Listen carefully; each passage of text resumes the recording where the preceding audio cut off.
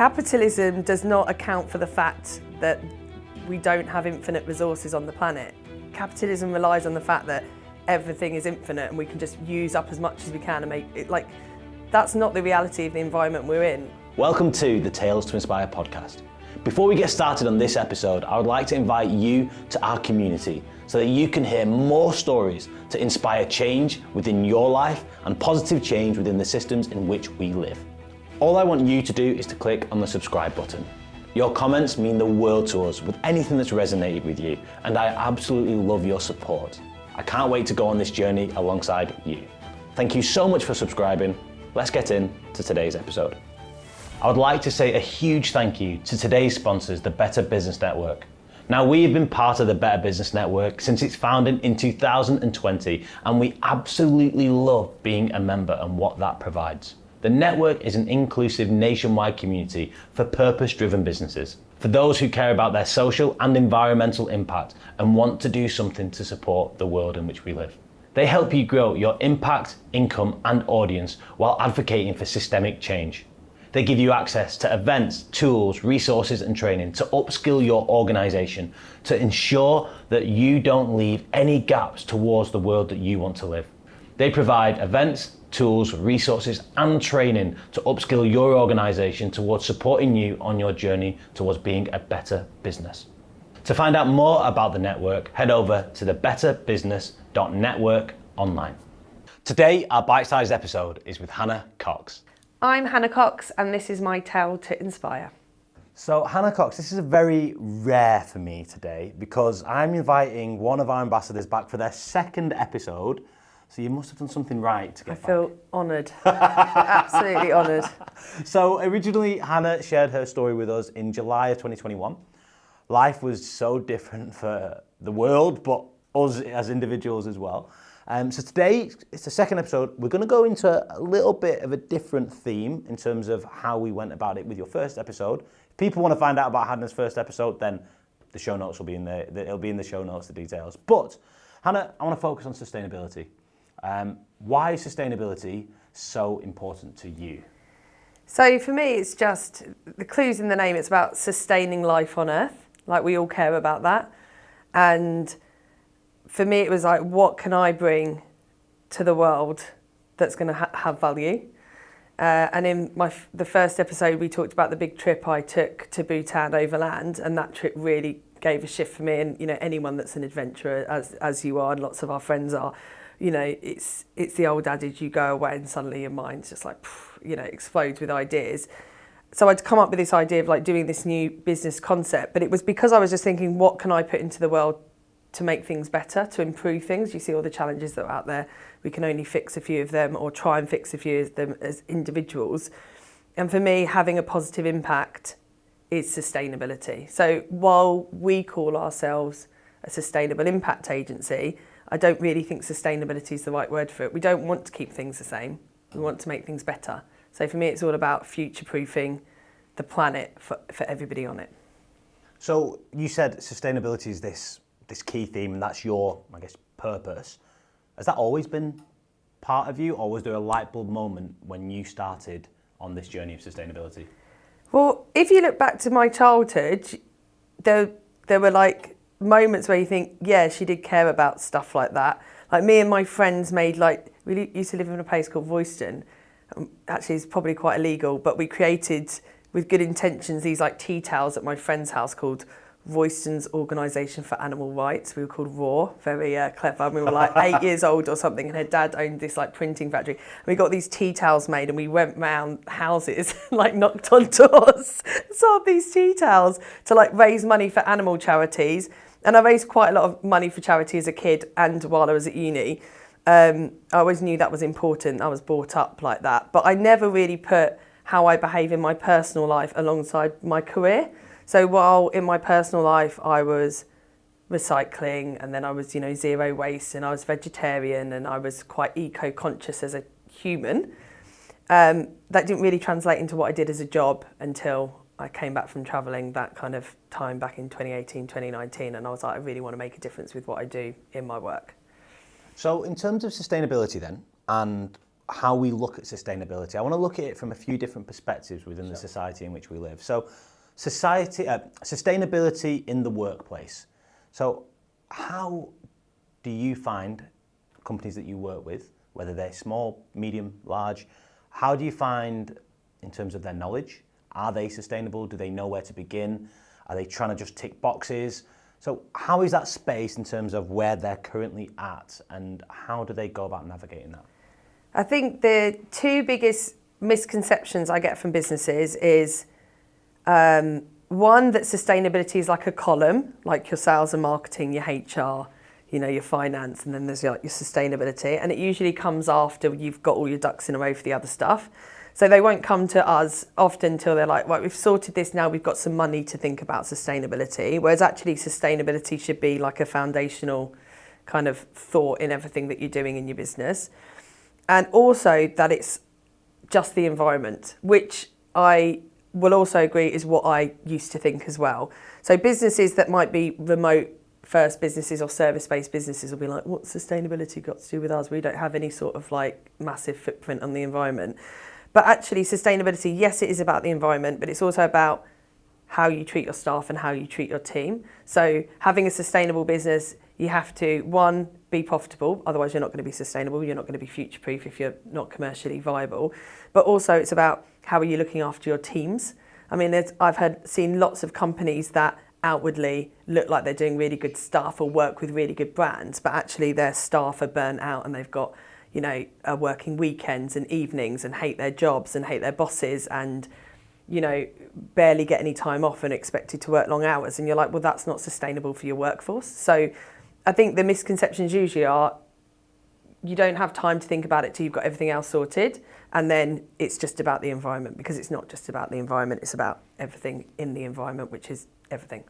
Does that make sense? It absolutely does. So then how do you educate people on that? Or is it actually, how does that even start? Because they're so far away from the actual true reality of what sustainability is. I think it's hard because it's a Pandora's box, I think, sustainability. It certainly was for me.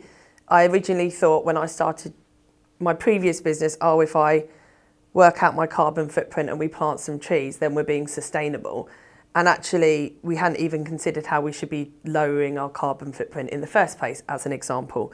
So I think it's about, like for businesses, it's about looking at where you can make the biggest positive difference as an organisation, and maybe thinking about, is sustainability even the word that we decide to use in our company, or are we just thinking about how we can have a positive impact as an organisation in everything that we do?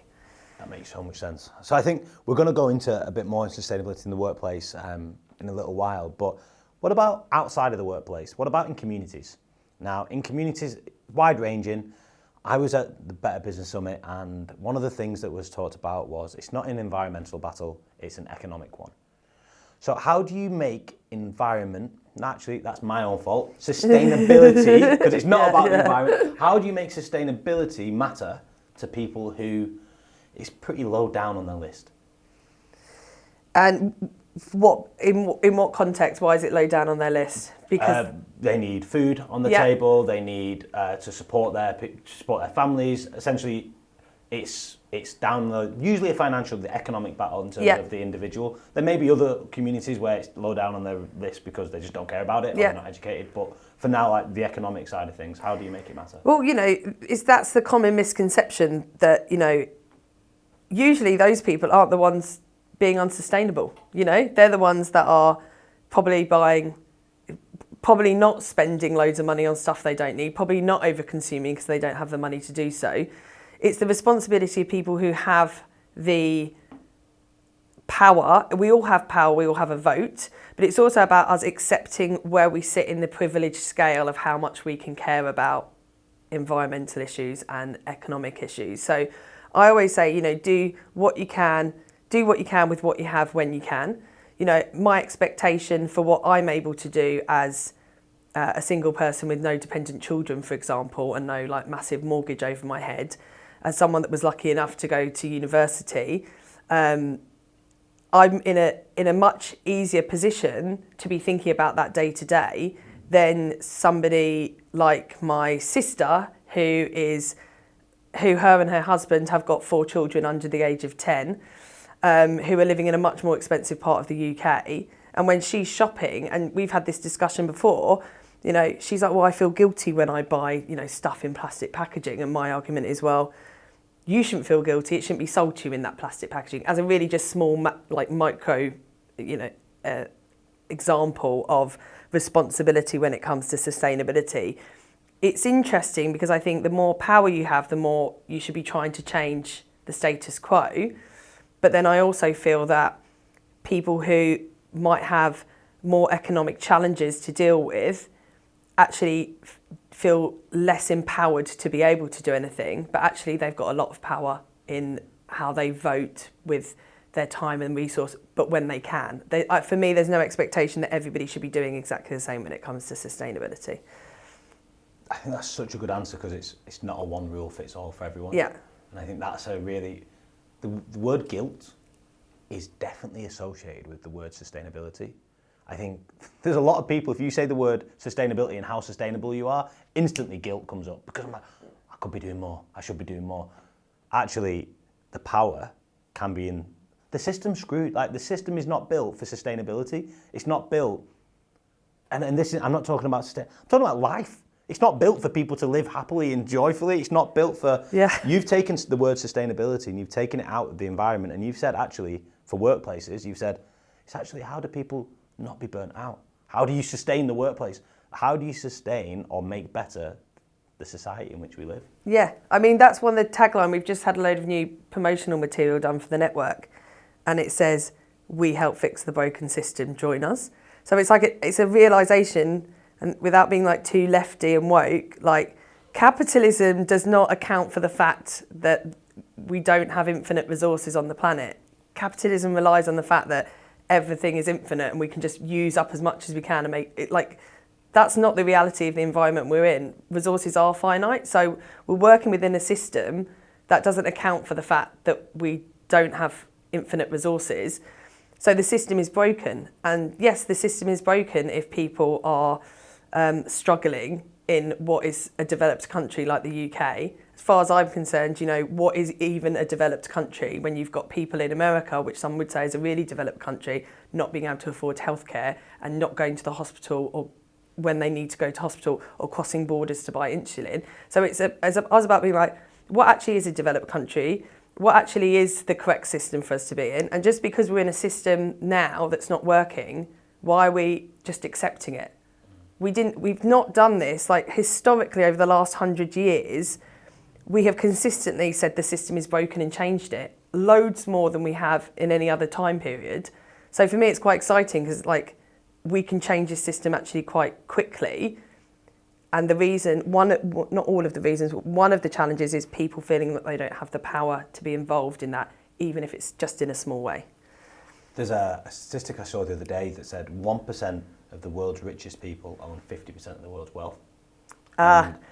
Okay, I was having a conversation about this the other day. Okay, Carry on. And I saw it, I was so angry and furious, because it's like, that just doesn't make sense. And then it went on to talk about statistics on starvation. So 1 in 7 people in the world die of malnutrition, and there's the statistic of 33% of the world's food is wasted.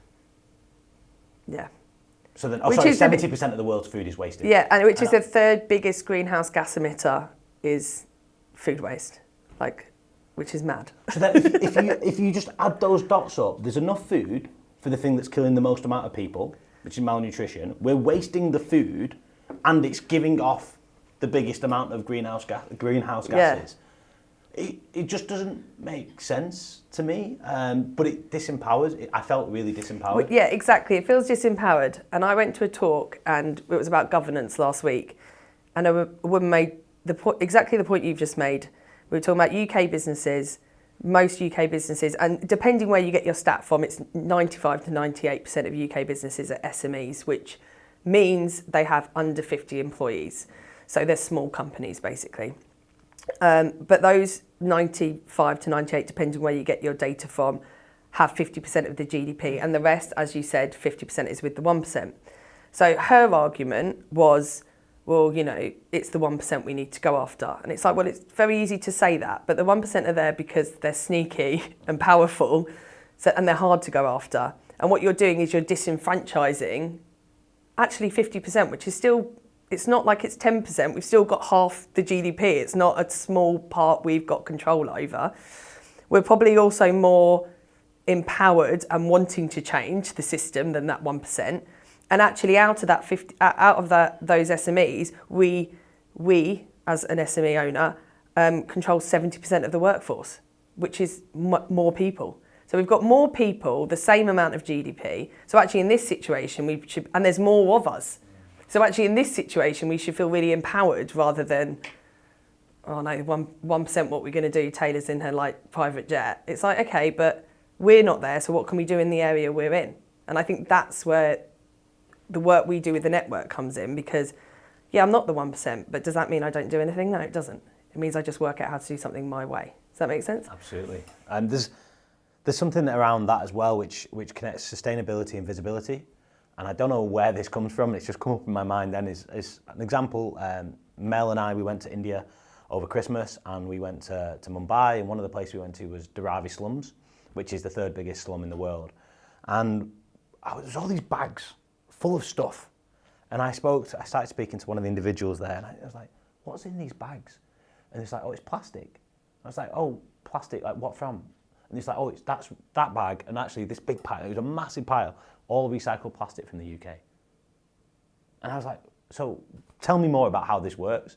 So essentially, what they literally told me was that the plastic is going from my recycle bin in Wigan, and instead of going to where I think it's going, some of that, or all of that, is somehow getting the air miles to get to Mumbai, to where they're putting it into the slums and then either recycling it or then just throwing it away if it doesn't work. And I was like, visibility, whether that's the right thing or wrong thing to do, I would love to know about that. And why don't I know about that? Is that on me or is that on them? And how do I go about that? So is there a visible way to can the systems and with councils and the government that we work in, can they be more visible with how things work? Well, we wouldn't like it, because you've just seen it. You didn't like it. We send all our tyres over to India as well, which usually get burnt, so they have a lot of air pollution there. In fact, air pollution in the world is a bigger killer than COVID was on a year-by-year basis. Even more people died from air pollution while COVID was happening because of things like that, because of us sending our trash to other countries. But yeah, it's not a visibility thing, because it's done by private companies, so the government won't cover it, and it is a case of us having to seek that out. And I agree with you, it's frustrating, because again, who's got the time to seek out that information? We have to be able to trust our governments, our businesses, our people. And it is frustrating to see things like that and think, well, why don't I know about this? And then feel bad about it. And it's like, well, why should you feel bad about it? Because actually, this shouldn't be happening in the first place. So yeah, it's a tough one.